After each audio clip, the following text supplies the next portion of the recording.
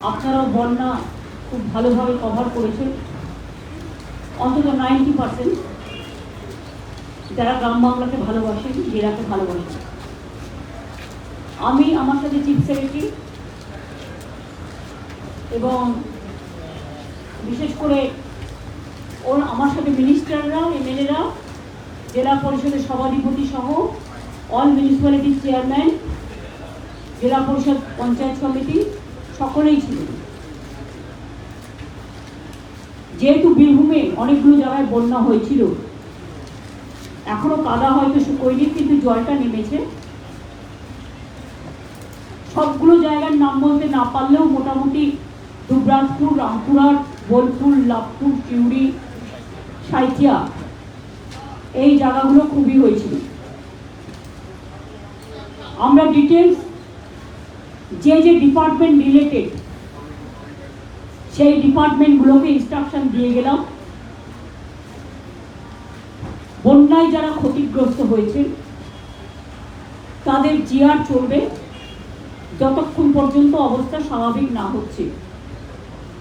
আগামী 2-3 দিন ভারী বর্ষার একটা সম্ভাবনা আছে, যেহেতু ঘূর্ণাবর্ত তৈরি হয়েছে বঙ্গোপসাগরে, সেদিকে নজর রাখতে হবে।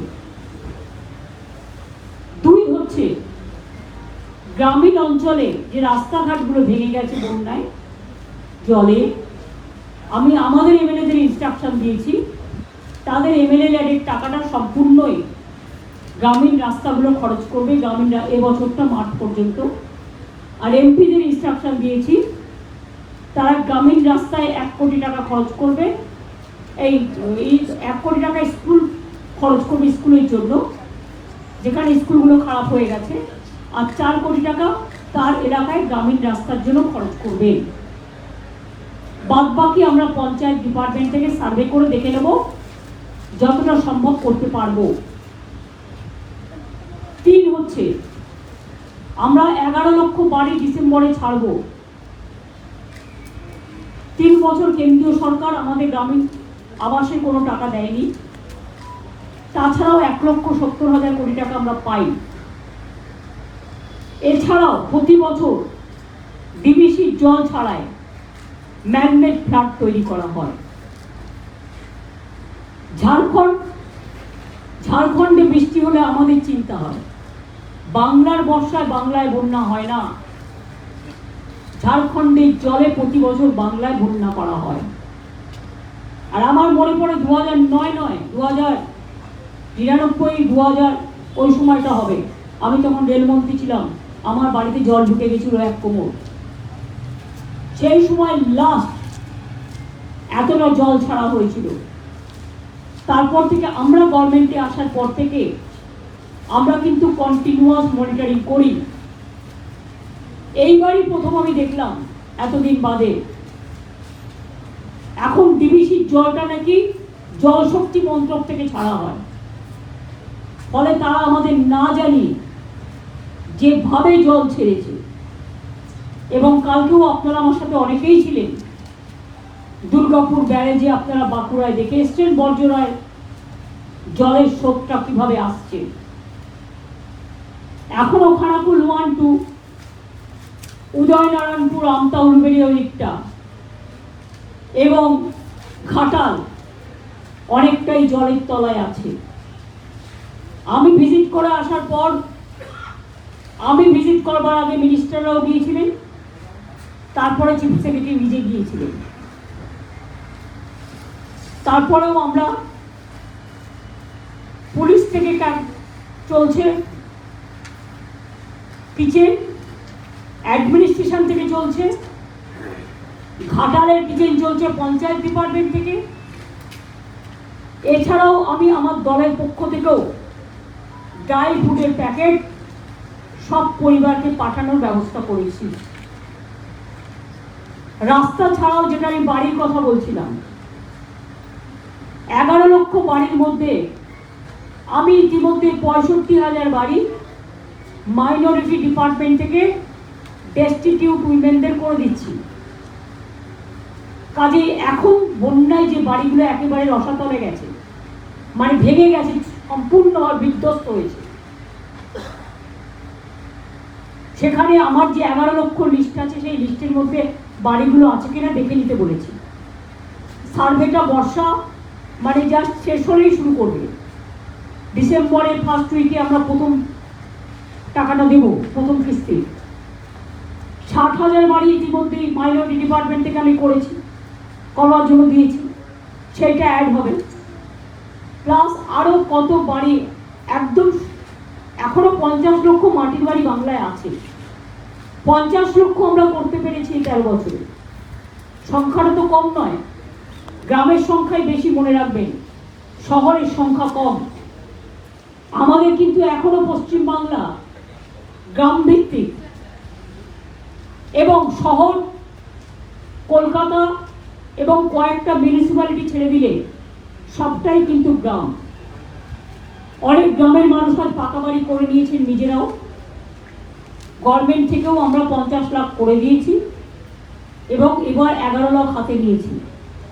তাতে 60,000 আমার যদি বাঁচে, মাইনরিটি ডিপার্টমেন্টের টাকা, সেটাও গভর্নমেন্টের টাকা, প্লাস আরও 1-1.5 লক্ষ বাড়ি যাদের বন্যায় ভেঙে গেছে, তাদেরটা আমি ইনক্লুড করব।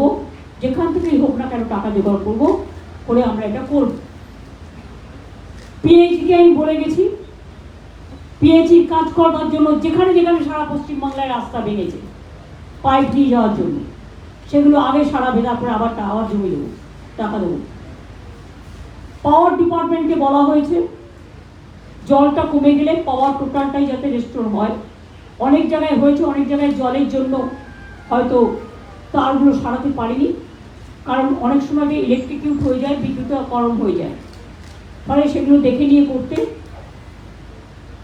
এছাড়াও কৃষকদের যে জমি নষ্ট হয়েছে, শস্য নষ্ট হয়েছে, বীরভূম জেলাও আমার ধনধান্যে পুষ্পে ভরা।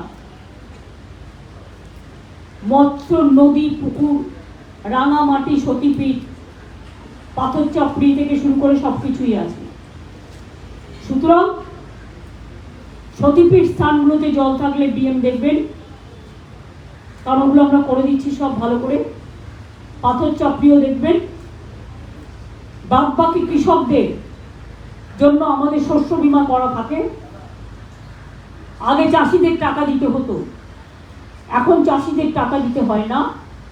বিনা পয়সায় চাষিরা বিপদে পড়লে আমরা সেই টাকাটা দিই।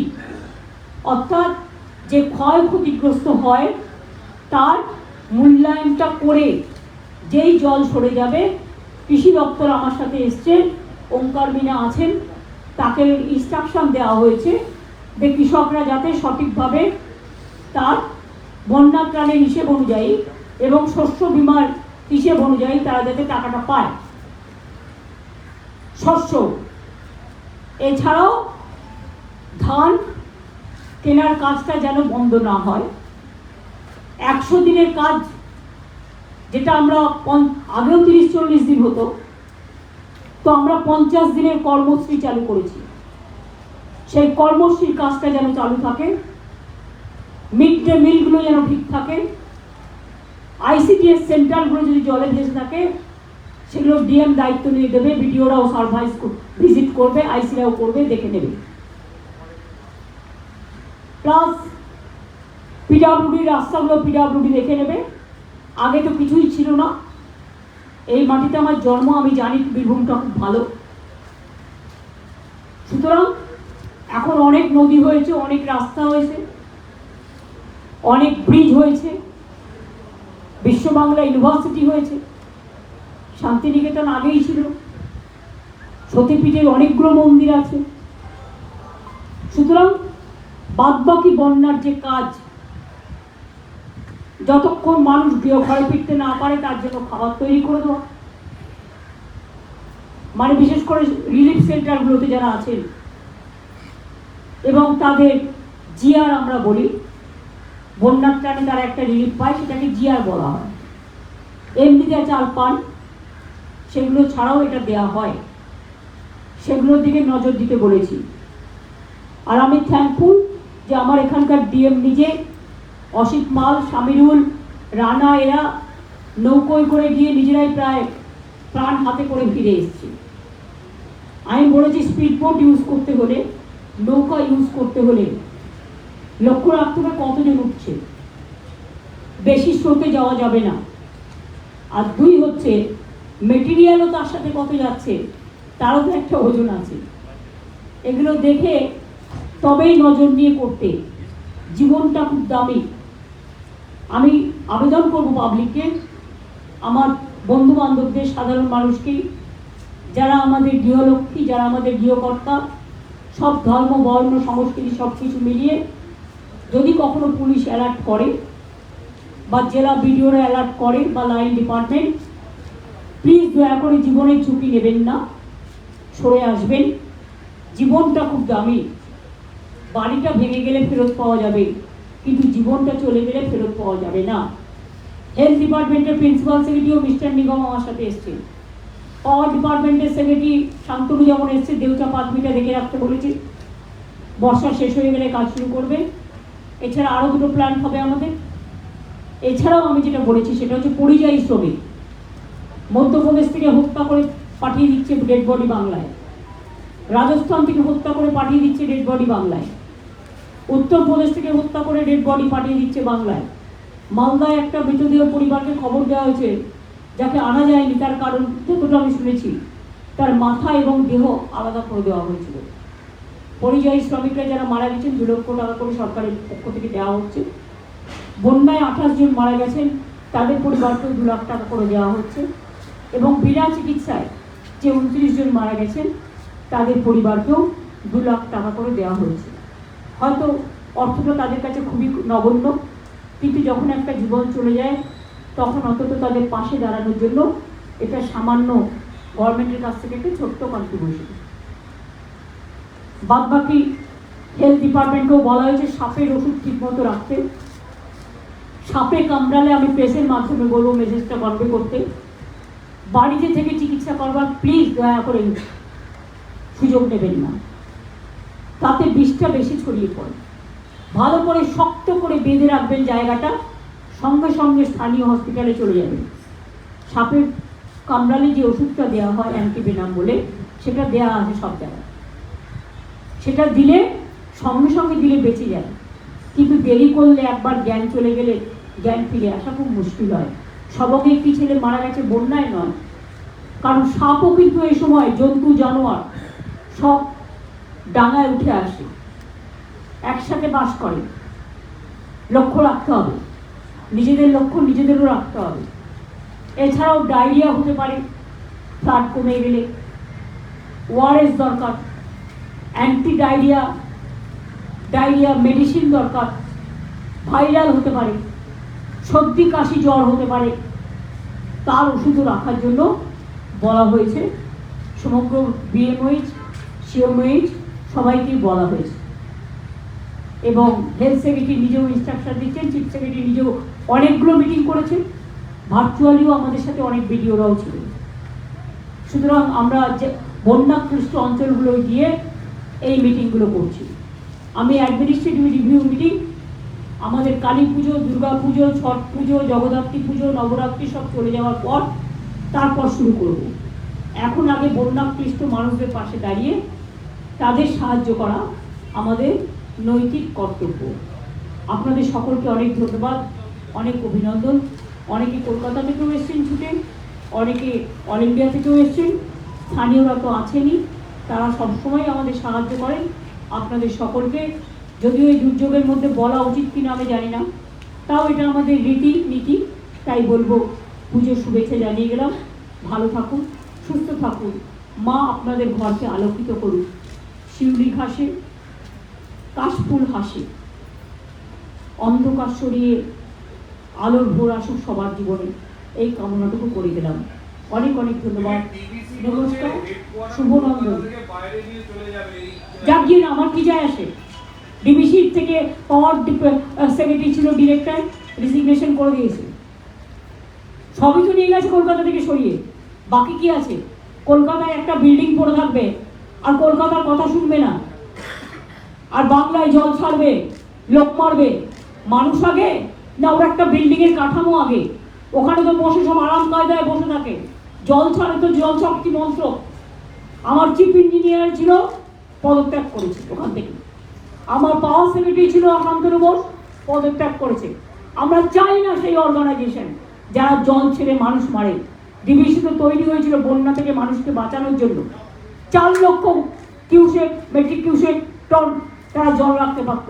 আর আজকে 20 কোথায় নেমে এসছে, রাস্তার সমান নেমে এসছে। 20 বছর ধরে ড্রেজিং করে না, ডিসিলটেশন করে না, ফরাক্কায় করে না, মানুষ জলে ডুবিয়ে মারে। আমি তো বাংলাটাকে পাহাড় বানাতে পারবো না। দার্জিলিং এর একটা পাহাড় আছে, সেটাও তো ভুটানের জলে ডোবে, সেটাও তো নেপালের জলে ডোবে। জিওগ্রাফি তো আমি তৈরি করিনি, ইতিহাসও আমি তৈরি করিনি, আকাশও আমার হাতে নেই, বাতাসও আমার হাতে নেই। কিন্তু কেন্দ্রীয় সরকারের হাতে ডিবিসি আছে। তা থাকা সত্ত্বেও আমরা ওদের বারবার বলি, যখন তোমাদের 80% ভরে যাবে 10,000 করে করে ছাড়ো, যাতে মাটি সহ্য করতে পারে। একসাথে তুমি 5 লাখ ছাড়বে, কি করে মাটি সহ্য করবে?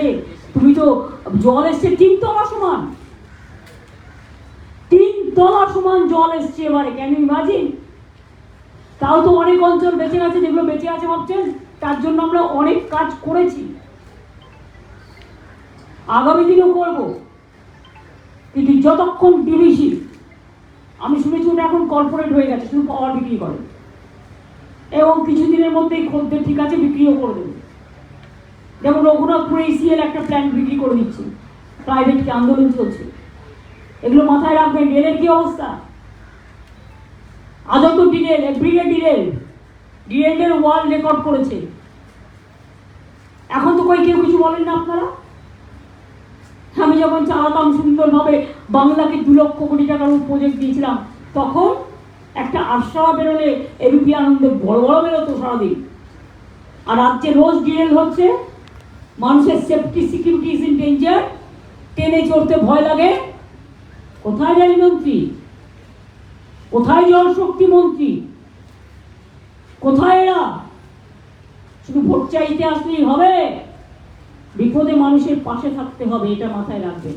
অনেক অনেক ধন্যবাদ, নমস্কার। না, এটা গভর্নমেন্টের মিটিং। দিদি, আমি আপনাকে অনেকবার বলেছি আমার জয়দেব থেকে বাকি দাদার কোনো দিন আপনার কথা মতো চলেছে, মানে ইলিগুলা চলেছিল, কিন্তু আমাদের ওই বাসটি বন্ধ হয়ে গেছে। আমি সিএসকে বলে দিলাম, একটা শুনে নেন, বাসটি বন্ধ করেছে ম্যানেজার আর ওই চেয়ারম্যান। আমি চাঁদদাকে বলেছিলাম, চাঁদদার সঙ্গে সঙ্গে ম্যানেজারকে ফোন করেছিল, চেয়ারম্যানকে ফোন করেছিলেন। চেয়ারম্যান বলছে হ্যাঁ করেছি, মিথ্যা কথা বলছি।